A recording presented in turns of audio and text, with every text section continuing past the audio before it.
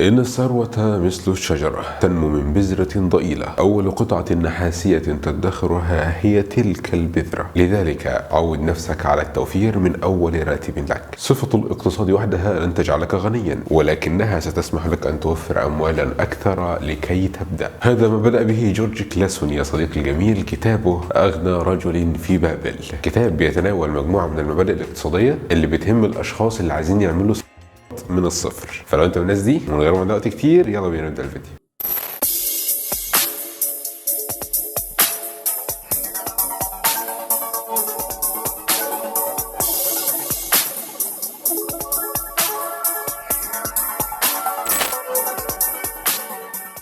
جورج كلاسون في الكتاب ده يا صديقي الجميل بيقول لك ان انت الاول لازم تعرف ازاي تتحكم في نفقاتك او في المصاريف بتاعتك بشكل اوضح، وازاي تعمل قاعده لثروتك، ثم بعد ذلك تبدا في الاستثمار باموال بسيطه، ومن ثم توجهها في استثمار ناجح مألوف لديك. وهنحط 100 خط تحت مألوف لديك ديت علشان هنتكلم بعدها قدام شويه. تغلب على المحفظه الفارغه. بدأ الكاتب يا صديقي الجميل بحكمه او بيقول لك نصيحه كده بسيطه جدا، الا وهي انك من بين كل 10 عملات او مثلا من كل 10 جنيه اصرف 9 وحوش جنيه واحد بس. ومع الوقت هيبقى عندك قاعده تقدر تحطها في الاستثمار، او بمعنى اصح هيبقى معاك مبلغ كده معين تقدر انك تخش مجال الاستثمار بيه. واحنا بنعمل غلطه بسيطه في الموضوع ده، الا وهي ان انا ببدا احوش عمله 2 3 4 5، هوب عايز اشتري حاجه اروح جاي صارفهم وخلاص كده، السلام عليكم ورحمه الله وبركاته. اللي انا بدات فيه ما بكملوش. فعشان كده هو بيقول لنا عشان تقدر تعود نفسك على الاستثمار، او عشان تقدر تعود نفسك على انك تحوش بمعنى اوضح المبلغ ده، حط هدف لنفسك انت عايز توصل له، او هدف توفر من اجله. ولازم برضه تقدر تتحكم في مصروفك ونفقاتك. واللي اقصده بده انك تحط لنفسك ميزانيه تمشي عليها، ولما تعمل كده هتبص تلاقي ان نفقاتك اتحولت للضروريات فقط لا غير. وهنا يا صديقي هسالك سؤال بسيط، ليه مثلا مش كل الناس اللي بتقرا الكتب الماليه او بتتعلم العلم المالي بتقدر ان هي تكون اغنياء؟ ببساطه علشان كميه الاغراءات اللي موجوده. انا دلوقتي واحد بقبض مثلا 1000 جنيه، فانا عايز اشتري كل حاجه بال 1000 جنيه ده عشان ارضي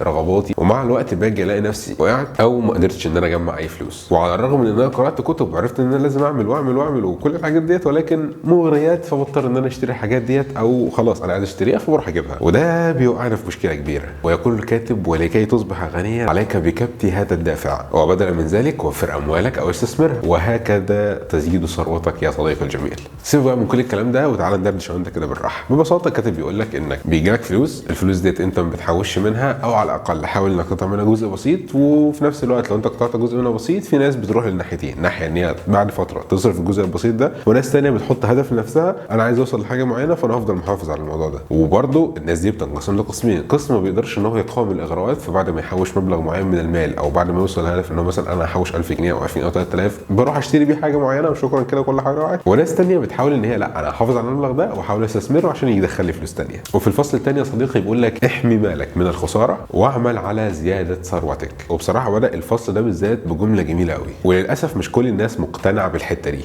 الا وهي ان ثروه الرجل ليست في كيس النقود الذي يحمله. ثروه الرجل مش في المبلغ اللي معاه دلوقتي او المبلغ اللي معاه في البنك او كل الكلام ده، لان كده كده في يوم من الايام الفلوس ده تخلص، طول ما مفيش حاجه بتزود الفلوس دي. يعني لو واحد معاه مليون جنيه، واحد معاه 1000 جنيه، ولكن ده بيجي له دخل وبيزود وبيستثمر في نفسه، ده ما بيجيلوش. في يوم من الايام المليون جنيه ده هيخلص، والتاني هيكون عدى المليون بكثير. فثروه الرجل ليست في مقدار ما تملكه يا صديقي، ثروتك هي في عقليتك وطريقه ادخارك واستغلالك الامثل لهذا المال. وبيقول لك هنا: اذا اردت ان تصبح ثريا فعليك توظيف كل مبلغ. يعني الناس الاغنياء بيبصوا للفلوس بطريقه مختلفه شويه، بيبصوا لهم على ان هم مجرد خادم. يعني الفلوس ديت خادم عندي، وموظف بخليه يجيب لي فلوس، وكل الفلوس دي بتكسبها عباره برضه عن خوادم ليك، المفروض ان هي تدخلك دخل تاني. انت متخيل طريقه تفكيرهم ماشيه ازاي؟ يعني دلوقتي انا جالي 1000 جنيه، انا بفكر ال 1000 جنيه ده ازاي يجيب لي 2000، ولكن التفكير بتاع الناس العاديه: انا جالي 1000 جنيه، يا ترى هشتري ده ولا ده ولا ده ولا ده. انت متخيل الفرق بين طريقه التفكير ده وطريقه التفكير ده؟ ويجي يقول لك اصل ده غني، اصل ده معاه فلوس، اصل ده وارث. ما هو كده كده فلوسك هتخلص، ولكن مين اللي هيكمل ويفضل غني؟ الشخص اللي عارف يستثمر صح. ولكن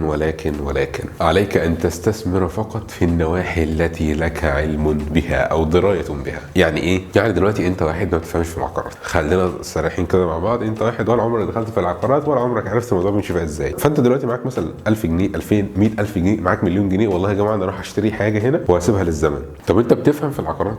لا. طب انت ليك فيها اصلا؟ لا.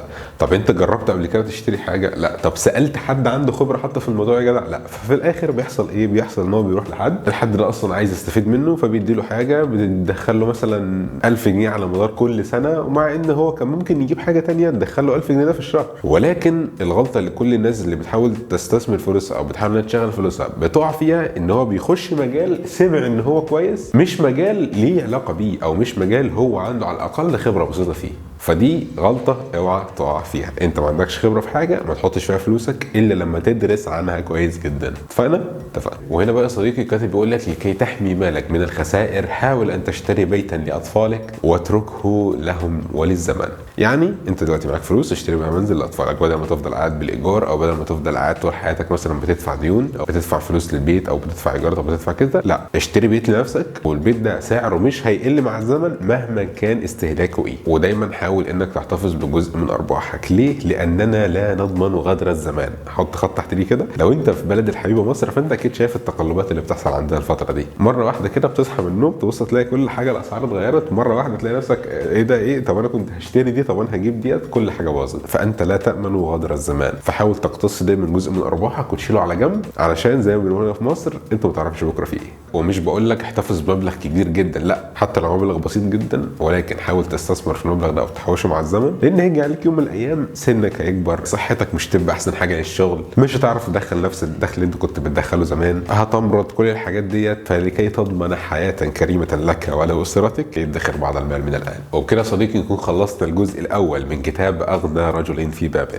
وفي الحلقه الجايه ان شاء الله هنتكلم عن عنوان مهم جدا، الا وهو كيف تزيد قدرتك في الكسب والتمويل. في الوقت مهتم بالفيديوهات ديت او بالنوع كنت ده في العموم، اعمل لايك، ما تنساش تعمل سبسكرايب وتفعل النوتيفيكيشن عشان يجيلك كل جديد. كان معاكم عبد الله محمد، اشوفكم ان شاء الله خير الفيديو الجاي. مع السلامه.